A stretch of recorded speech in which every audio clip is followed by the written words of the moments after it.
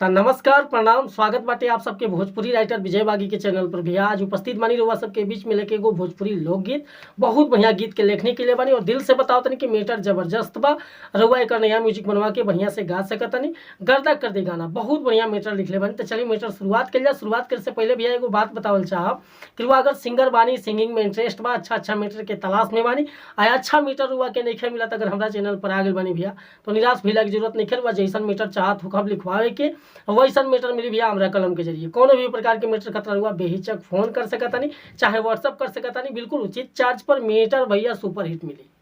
Last में हम अपन कॉन्टैक्ट नंबर दे दे। फिलहाल आज के धुन देखल जाए कि कैसे आज के धुन बा, कैसे आज के गाना बा। तो आज के गाना लेके आयल बनी भैया बहुत बढ़िया गुनागिन पिक्चर के गाना रहे खेसारी भैया के कि हम तो ढूंढी मुनले रहनी पियरी माटी से आ देवरा मुँह न खोदे काटी से। यह लाए बाटे भैया, लेकिन देखी कितना बढ़िया गाना बाटे। एगो औरतिया अपना पति से फोन करके कहतिया, ओकर पति विदेश बड़न, बड़ा भाव में कहते कि बताइए राजा जी जब विदेशे रहे के रहे तो गवना काहे के करौनी।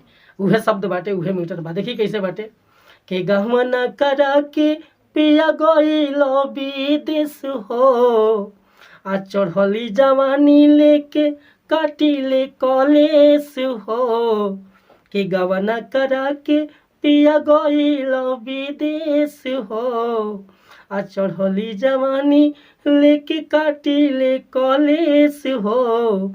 अब बोलाव तनी अइब जो ना प्यार से कहतिया कि अब बोलाव तनी अइब जो ना प्यार से मिलब बोला के यार से ना डेराइब तब विदेशी या भतार से मिलब बोला के यार से।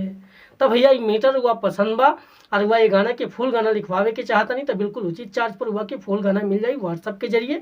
हुआ हमके फ़ोन चाहे व्हाट्सअप कर सकता नहीं और भी कोनो पर्सनल मैटर हुआ अपना मन पसंद के लिखवावे के चाहता नहीं तो बेहिचक कॉन्टैक्ट कर सकता नहीं। हमारे कॉन्टैक्ट नंबर बाटे भैया 77 040 24 540 और व्हाट्सअप के नंबर बा 88 74 47 31 28।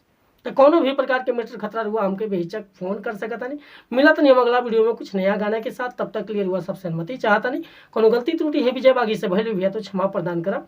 नमस्कार प्रणाम धन्यवाद भैया, जय हिंद जय भारत। और अभी तक हमारा चैनल के सब्सक्राइब नहीं के लिए भैया तो सब्सक्राइब कर लें, बेल आइकन प्रेस कर लें ताकि हर रोज रुआ के नया मीटर सुने के देखे के और गावे के।